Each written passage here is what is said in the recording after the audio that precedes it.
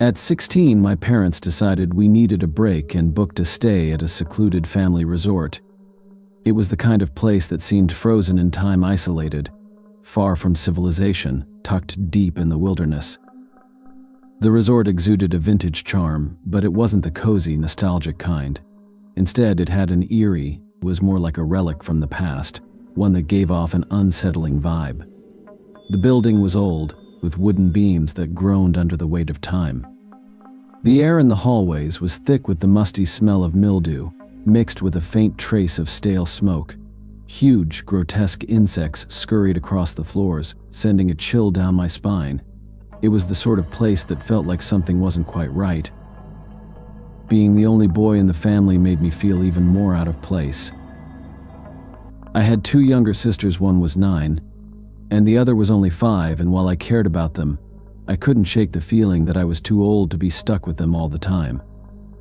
I searched for other kids my age, but the resort was mostly filled with families, and the other children were all under 10. It wasn't exactly the fun, social experience I had hoped for. That's when I met her. Her name was Madona, and she was 16, like me. I ran into her in the arcade one evening while I was with my sisters, trying to kill time. She came up to me, looking like she didn't belong in the place either. She said she wasn't having a great time either, which, honestly, made me feel a little better. At least I wasn't the only one bored out of my mind. We started talking, and I quickly realized that Madona wasn't like the other kids. She had this weird, almost goth-like vibe. She had dark makeup around her eyes and wore all black, which made her stand out even more in a place where everyone else was wearing vacation t-shirts and shorts. The next day, we bumped into each other again while I was passing by the pool. She waved me over and said, "Hey, you want to take a walk with me?" I know a good spot by the river. It sounded like a nice escape from the resort, so I agreed without thinking twice. Madona was kind of intriguing, a little mysterious, and at that point I didn't have much else to do. As we walked down the path toward the river, we started talking more. I asked her where her room was, trying to make some casual conversation, but she hesitated for a moment before giving me a vague answer. "Oh, the one next to the main hall," she said, but something about her tone made me wonder if she was leaving something out. I let it slide, though. We sat by the riverbank for a while, just talking about life and stuff. That's when she started talking about the darker parts of her life. She told me about how she felt disconnected from her family, how she hadn't had a real friend in years, how everything felt like it was falling apart. But then the conversation took a stranger turn. She said something that sent a shiver down my spine. "I like the feel of blood. It's just different. You don't understand." At that point, I wasn't sure what to make of her. She seemed like she had a lot of emotional issues, but I didn't think she'd say something that cryptic.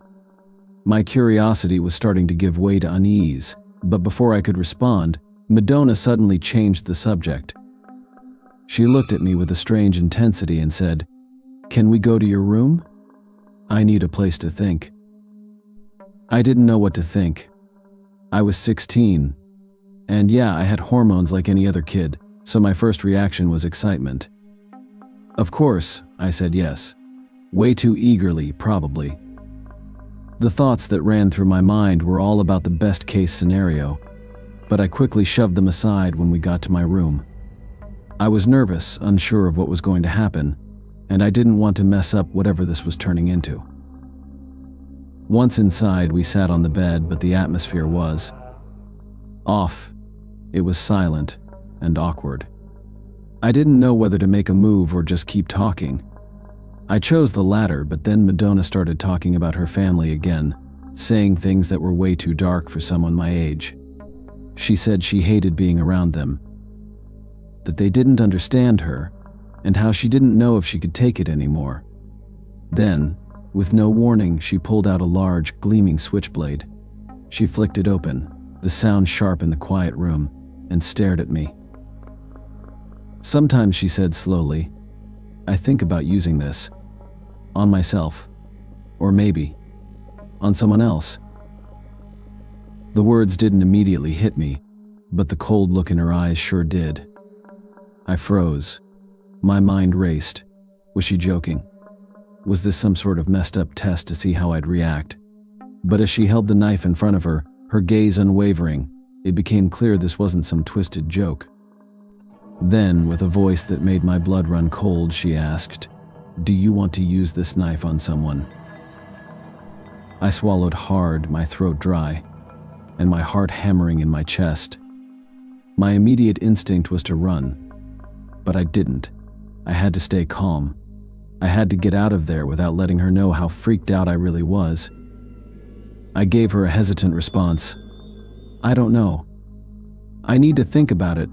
I said it as calmly as I could, though every part of me was screaming to get away. "Maybe we should go outside and walk around," I suggested, trying to defuse the situation. She looked at me for a long moment before nodding reluctantly. We stepped outside, the cool air a welcome relief. We walked around the resort grounds, and I couldn't help but notice how she was staring at everyone we passed. Her eyes were cold, unblinking, like she was studying them, sizing them up. It was unsettling. Then ahead, I saw my parents. I breathed a sigh of relief. I turned to Madona and said, "Oh, there's my parents. I should go hang out with them." She looked annoyed, but she didn't protest. She just said, "Okay," and walked off, disappearing into the shadows. I hurried to my family and spent the rest of the day glued to them, hoping I wouldn't run into Madona again. Later that night, around 9 p.m., we returned to our cabin. My room had its own entrance from the hallway, but it was attached to my parents' room. I locked the door and crawled into bed, but sleep wouldn't come. Every time I closed my eyes, I saw the image of Madona holding that switchblade, her cold eyes watching me. Then, about half an hour later, I heard a soft beep, the door unlocking. My heart dropped into my stomach. The door creaked open, then shut again. I sat up, heart pounding in my chest, wondering if I was just imagining things. But then I saw her. Standing in the doorway, bathed in the dim light from the hall, was Madona. She wasn't just a girl anymore. Her form was transparent, faint, like she wasn't fully there. She was holding something in her left hand. My pulse raced as she stepped forward into the room, and I saw what was in her hand, a gleaming switchblade, though it seemed to shimmer with an unnatural light. "I want blood," she whispered, her voice colder than the air outside, as if it came from a place that was no longer alive. It took a moment for my mind to catch up, but when it did, I spoke, my voice shaking with terror. "Who are you? What do you want?" She didn't answer, just took another step closer, and I realized with a sinking dread that I wasn't facing a troubled girl anymore. I was facing something that wasn't human. A spirit, a ghost, something that could strike at any moment. I panicked. "Will you help me get it?" she asked, raising the knife toward me, her eyes never blinking, never leaving mine. I couldn't breathe. I was paralyzed, unsure of what to do. And before I could make a sound, a scream tore out of me. It wasn't brave, it was a scream born of sheer, unrelenting fear. My dad burst into the room, his eyes wide with panic. Madona didn't move at first, just stood there, staring at me, her ethereal form flickering like a fading light. Then, without a word, she turned and vanished into the shadows of the hallway, leaving an icy chill behind her. My dad rushed to my side, but I was too shaken to speak. When I finally did, I yelled, "She has a knife. She's going to hurt someone." The next few minutes were a blur. People came out of their rooms, drawn by the chaos. We rushed to the main office to ask about Madona, but the staff had no record of anyone by that name. In fact, there was no one staying at the resort who looked anything like her. The police were called, and within minutes, a couple of squad cars arrived. They searched the entire resort, but by the time they got there, Madona was gone. The officers stayed overnight for safety, but no trace of her remained. That night, we had the keycard locks changed on our door for extra security. But sleep was impossible. My mind couldn't stop replaying the sight of Madona with that switchblade, her eerie whisper about blood, the unnatural gleam in her eyes. Madona wasn't just a troubled teenager, she was something much darker, a restless spirit, a manifestation of something that could never be undone. I never found out what happened to her after that night, and honestly, I'm not sure I want to. Some people aren't just lost or broken, they're dangerous, and Madona was definitely one of them. So, what we learned from today's story. Vacations are meant for fun, but ignoring warnings or taking risks can lead to danger. Always trust your gut, stay alert, and think before you act. Sometimes the real horror isn't in the unknown, but in not valuing your own safety.